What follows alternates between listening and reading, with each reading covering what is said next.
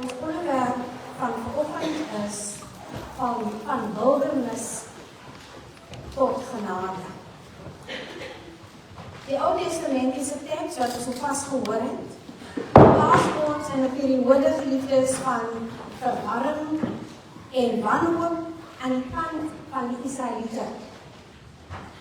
Hierdie teks herinner God sy volk hoe hul geroep na die Here in Egipte en met die Rooi See beantwoord is.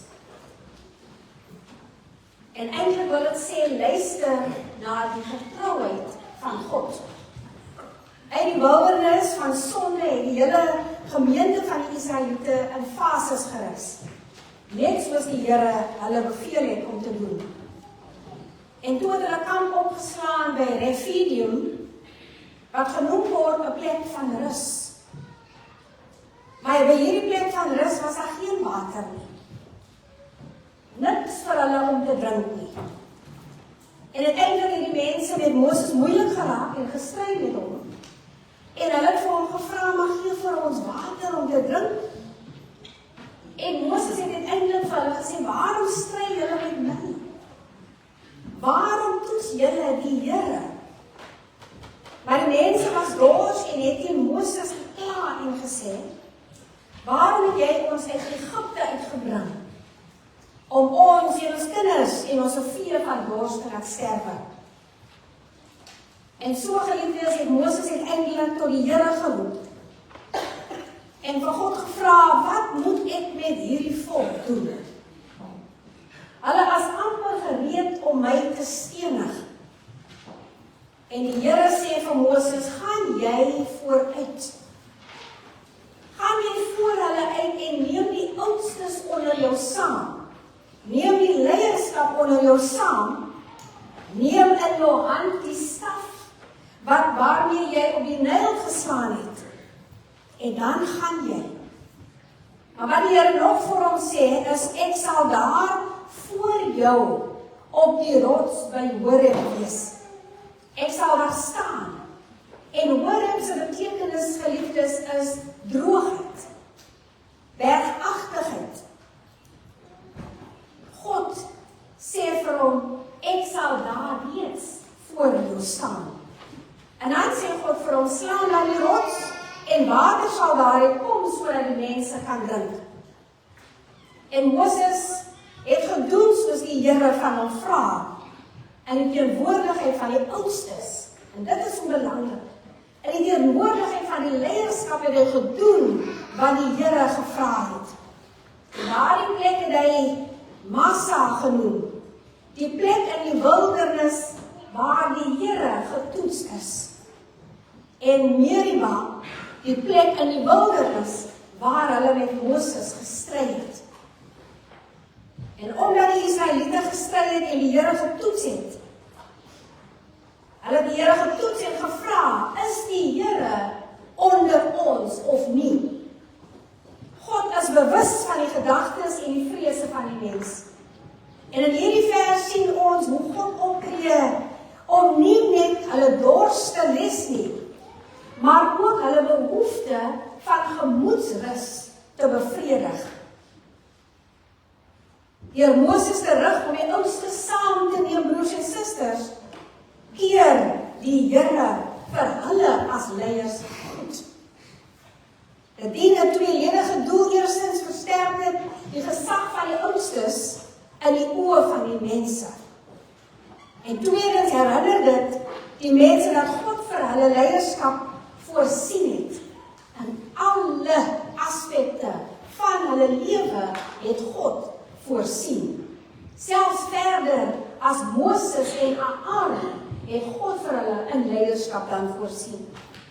Die staf, geliefdes, lei die mense om Egipte te onthou en veral God se verlossing daardeur te onthou. God het die staf in 'n slang verander en toe weer terug in 'n staf. En Moses het die staf opgetel toe ons Here die see verdeel het. En hierdie selfde God sou nie faal om nou weer eens water te voorsien nie. Maar die volk het nie onthou nie. Die volk, geliefdes,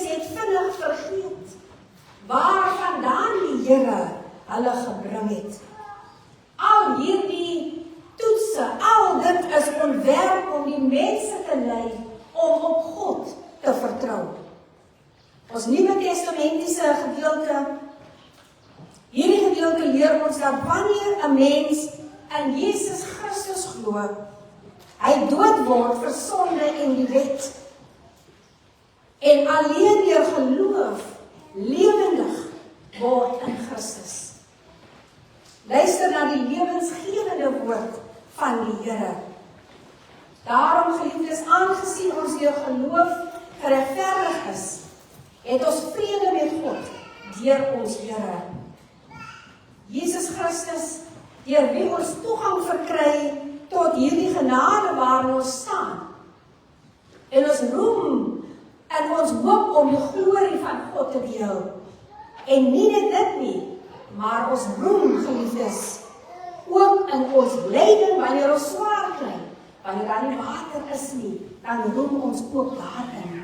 Wetende dat lyding volharding voortbring. En volharding karakter voortbring. En karakter uiteindelik hoop voortbring.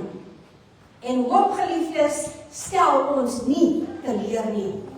Maar omdat God se liefde in ons harte uitgestort is, deur die Heilige Gees wat aan ons gegee is. Daarom sal die hoop ons nooit teleurstel nie.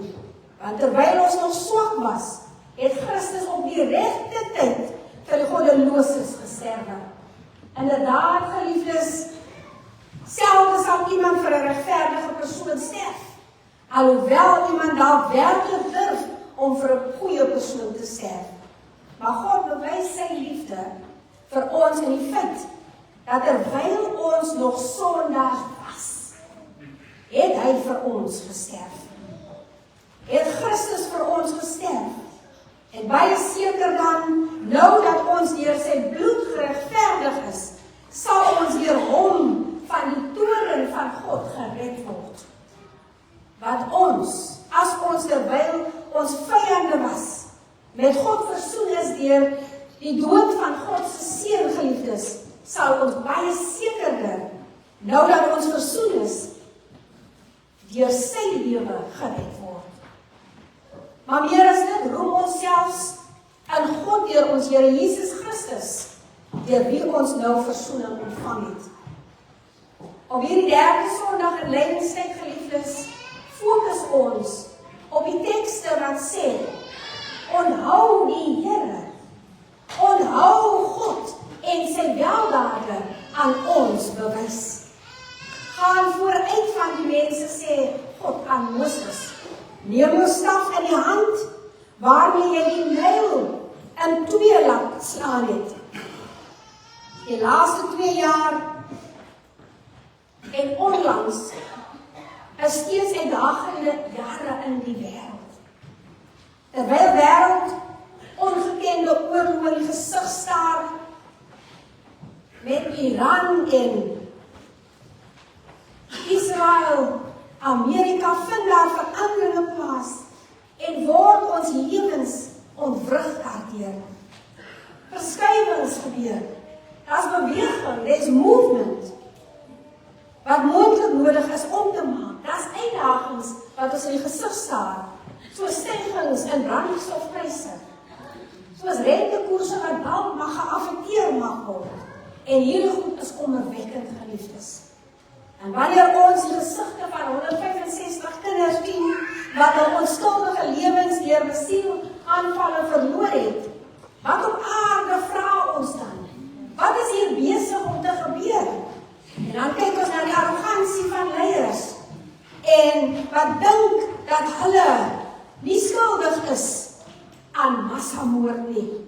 Wat gaan aan in die gedagtes van hierdie magbehepte individue, dat menslike lewens nie meer saak maak nie. Today's message illustrates that the cries of God's people do not go unheard, and God demonstrates God's steadfast love for us by giving us a way to endure and move forward. The crisis one might be facing, amidst the crisis that we might be facing, there's a way that God is giving us to move forward. As the Israelites started their exodus through the desert from Egypt, to the promised land by following God's provision of cloudy pillar by day for a shade and fiery pillar by night for warmth, they were met with their first crisis. They ran out of food. People started to cry out, and God replied with manna in the morning and quails in the evening. And as they continued their journey and were guided from one oasis to another in stages, they ran into another crisis. They stopped at a place that did not have water for the people to drink.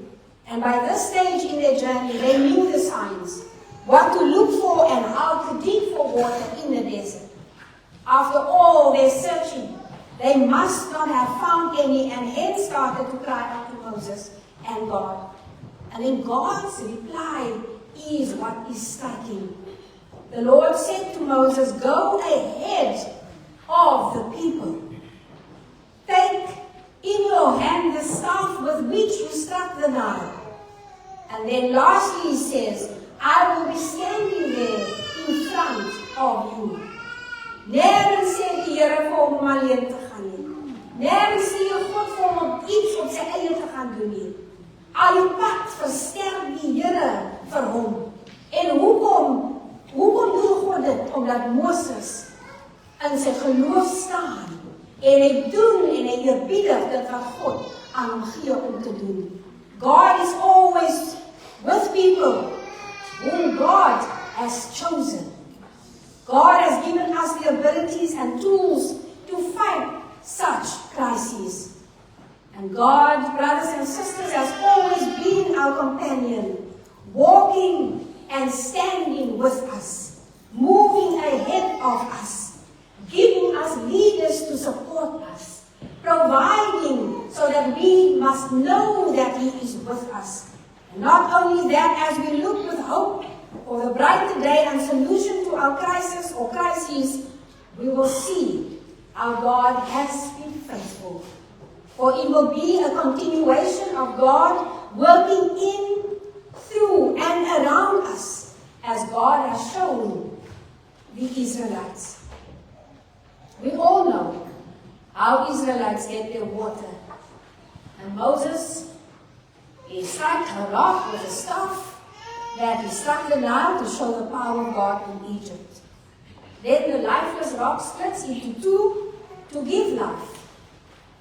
Just like the Red Sea, which promised death to the Israelites in the face of Pharaoh's chariot split and gave away to life. They were there. They were there, they saw it all happening, and yet they fell into disbelief or unbelief. As we continue our journey through the Lenten season, let us focus on God's love for us. As Romans 5 verse 8 says, God proves God's love for us in that while we still were sinners, Christ died for us. If rain was like God's love for us, there would be a second flooding of the earth, and we would be drowning in it. All of us have moments in our lives that can only be explained as luck or spirituality defined as God's act of grace and mercy, regardless of how great or small it is. God's never-ceasing love is like a wave that propels us, that moves us to greater heights and allows us to move forward. And without that, brothers and sisters, we would simply sink, and it would mean defeat for us. And this is the nature of sin. The nature of sin is to forget. We forget the goodness of the Lord. We forget how good God was in our time of crisis. Not only do we today have the record of God's care in Holy Scripture, but we also have our own recollections of what God has done in our own lives. Even if you cannot recall particular events in your life when the Lord acted for your benefit, keep in mind that God has kept you day by day. For for the entirety of your life. This is true not only of the physical, but also for the spiritual. And as the meaning of the first article of the Apostles' Creed, like I said it this morning, it gives me clothing and shoes, the provision of the Lord we find in that first article. It gives me clothing. It gives me shoes, food and drink, a house, a home, a wife, a husband, children, land, animals, all that I have. Alles wat ek het, behoort aan die Here. Alles wat ek ontvang, behoort aan die Here. Nog voordat ek dit ontvang het, het dit aan die Here behoort. Geliefdes in die Here, spiritually, God provides the means of grace. He provides the word and the sacraments to create and sustain saving faith and to forgive sins. We cannot just want God to forgive our sins, but we live in disbelief. We don't want to trust God when we really need to. Despite all of this, we still anxiously distrust and grumble against the Lord. Hoe kan ons kla, geliefdes? We grumble against the Lord. En toch het die Here my uit my siekbed uit opgelig.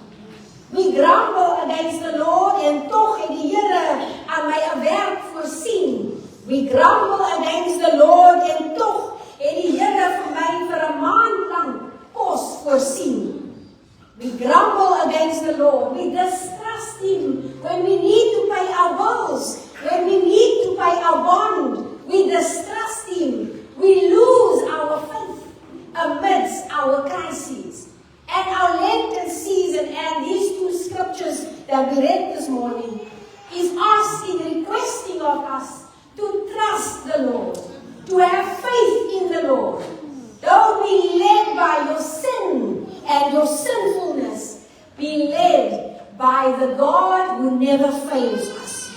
But it is perhaps worse we ignore God and seek provision from the world. Ons soek mense wat by ons om sal kom. Ons soek 'n troos uit iemand uit. Ja, die Here plaas mense in ons midde om ons te dra en ons te steun en ondersteun. Geliefdes, die Here gee vir hulle. Maar as ek op hulle hoop, dan vergeet ek die groot hoop, die groot redder, wat alles vir ons opgeoffer het, sodat ons lewe en lewe in oorvloed kan hê. We ignore God and seek provision from the world, our own strength, and our own ingenuity. Regardless, God has always been faithful. He will never fail. In conclusion, brothers and sisters, Jesus Christ is the rock of our salvation. God called Moses to strike the rock to quench the people's physical thirst. And Jesus took the guilt of sin upon himself, that by his death and resurrection, through faith, God would quench our need for forgiveness. It has been done. He did it already. We received Christ both as we read of him as the rock of our salvation in the Bible and in the holy baptism, as by the water and the word together, the Holy Spirit creates faith. Never forget your baptism. Never forget the promises of your baptism. It washes away the sins and grants everlasting life. In John chapter 4, Jesus says to the woman at the well, everyone who drinks of the water of this water will be thirsty again. But whoever drinks of the water that I will give him will never be thirsty again. The water I will give him will become in him a spring of water welling up of eternal life, brothers and sisters. May this Lenten season be a season of new life, of refreshing, om uit te pak. Gaan haal uit die goed wat u opgaan. Oprah het gesê, toe sy 50 geword het, het sy teruggekyk op haar lewe en gesê, daar's goed in die kas wat ek al vir 3 jaar nie gebruik het nie. So dit beteken, dit is nie meer nodig nie. Gaan haal uit die kas uit. Gooi weg, geliefdes. Maak leeg. Die mense wat vir wie u kwaad was 5 jaar gelede, gaan haal het uit die hart uit. Haal het uit die geheer. Wie moet nou wat gedoen het? Moenie dit op die laai nie. Want Jesus Christus het sy lewe gegee, sodat ons gered kan word. Laat ons saam beweeg in hierdie verlossende genade wat God elke dag aan ons gee. Mag jy nooit vergeet nie, dat hy die lewende water is. Amen. Amen.